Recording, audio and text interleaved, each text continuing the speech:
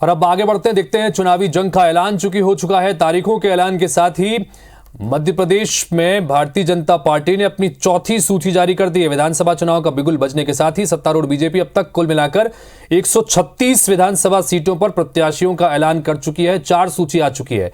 अगर हम बात करें मध्य प्रदेश के दिल यानी मध्य क्षेत्र की, तो यहां से अभी तक बीजेपी ने 20 नाम घोषित कर दिए हैं। मध्य से पहली सूची में 3 नाम, दूसरी सूची में 4 नाम और 5वीं सूची में सबसे ज्यादा 13 नाम घोषित हुए हैं। मध्य क्षेत्र में भोपाल, राजगढ़, रायसेन, विदिशा, नर्मदापुरम, हरदा और बैतूल जिले आते हैं।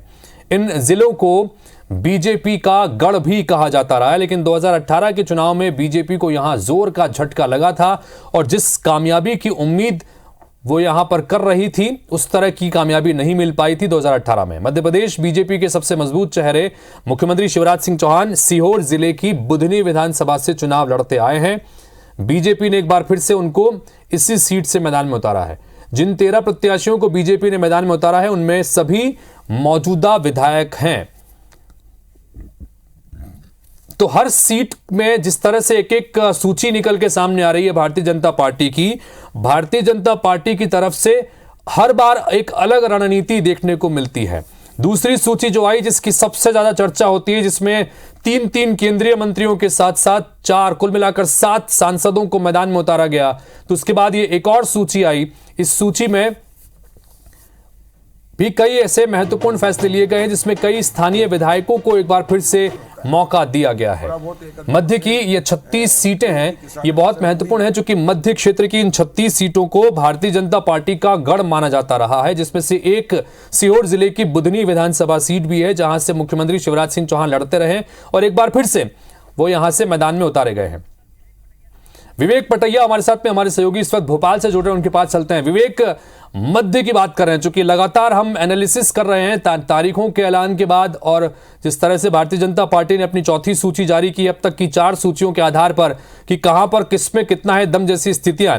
मध्य बहुत महत्वपूर्ण, 36 सीटें यहां पर हैं और 36 में अब तक जो सीटों का ऐलान हुआ है, कुल मिलाकर 20 सीटों पर अब तक यहां पर प्रत्याशी का ऐलान हो गया है। किस तरह से आप आकलन कर रहे हैं अब तक के प्रत्याशी के ऐलानों को?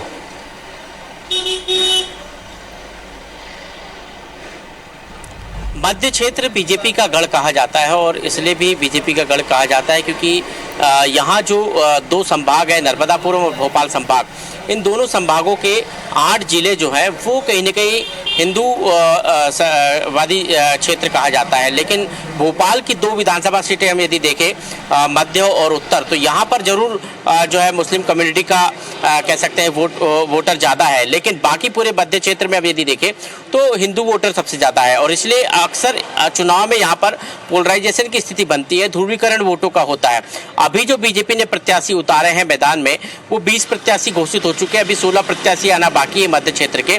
और ऐसे में हम ये कह सकते हैं कि मौजूदा 13 विधायकों को टिकट वापस से दे दिया गया है, जिनमें 3 मंत्री है, कमल पटेल है, विश्वास सारंग है और प्रभुराम चौधरी और खुद मुख्यमंत्री शिवराज सिंह चौहान है। तो कहीं न कहीं मध्य क्षेत्र की राजनीति जो है वो बीजेपी के पक्ष में हमेशा होती आई है। लेकिन 2018 के जो चुनाव परिणाम थे, उन चुनाव परिणामों को हम यदि देखें तो वो कहीं न कहीं बीजेपी के पक्ष में नहीं थे, बीजेपी के पक्ष में नहीं थे और बीजेपी को यहाँ पर 24 सीटें 2018 में मिली थी और बाकी जो 12 सीटें हैं उस पर कांग्रेस ने कब्जा जमाया था। और 2003 के बाद पहली बार ऐसा हुआ था कि कांग्रेस की सीटें जो है मध्य क्षेत्र में बढ़ी थी, नहीं तो 2003, 2008, 2013 इन चुनाव में कांग्रेस 10 का अंक भी पार नहीं कर पाई थी मध्य क्षेत्र में। लेकिन 2018 में कांग्रेस ने अप्रत्याशित सफलता हासिल की थी और मध्य क्षेत्र में जो है सबसे ज़्यादा सीटें वो अपने इतिहास में लेकर आई थी। और अब इस बार 2018 के इलेक्शन के बाद अब जो 2023 की स्थिति बन रही है, क्योंकि बीजेपी ने इस बार जो है अधिकतर सीटें रिपीट की है, ऐसे में ये कहा जा सकता है कि यहाँ पर भी कांटे का मुकाबला होगा, लेकिन देखना होगा कि ऊँट किस करवट बैठता है। लेकिन विवेक आपसे यही मेरा सवाल आपसे जानना चाह रहा हूं मैं। जैसा कि आपने बताया था कि 36 सीटें जो हैं ये मध्य क्षेत्र भारतीय जनता पार्टी का गढ़ रहा है, लेकिन 2018 के चुनाव आशातीत परिणाम लेकर नहीं आए थे भारतीय जनता पार्टी के लिए। एक बार फिर से यहां पर जो स्थानीय विधायक हैं या जो वर्तमान विधायक हैं उनको मौका दिया गया है, जो पुराने चेहरे यहां पर चुनाव लड़ते रहे हैं उन्हें मौका दिया गया है। ये इसे किस तरह की रणनीति के रूप में आप देख रहे हैं विवेक? देखिए, चुनौती बीजेपी के लिए इस वक्त सबसे ज़्यादा है मध्य क्षेत्र में। उसका एक बड़ा कारण है, वो बड़ा कारण ये है कि जो सीटें 2018 में बीजेपी के हाथ से चली गई थी उनको वापस लाना है। और कांग्रेस के लिए सबसे बड़ी चुनौती है क्योंकि उसने मध्य में पहली बार बीजेपी को इतना बड़ा जो है चैलेंज दिया था और उसको सफलता भी मिली थी। उस चैलेंज के अनुसार उसको 2023 में फिर जो है अपनी सफलता को बरकरार रखना कांग्रेस के सामने चुनौती होगी। सबसे बड़ी बात है, यदि जिले वाइज यदि हम देखें तो यदि हम बैतूल जिले की बात करें तो बैतूल जिले के जो परिणाम है अक्सर भाजपा के पक्ष में हुआ करते थे, लेकिन 2018 के चुनाव में हमने देखा कि महज एक सीट वहां पर भाजपा जीत पाई, आमला सीट। बाकी पूरा जिला जो है वो जो है कांग्रेस के कब्जे में चला गया। 4 सीटें जो है कांग्रेस वहां पर जीत गई। यही परिणाम जो है राजगढ़ में देखने को मिले हमको।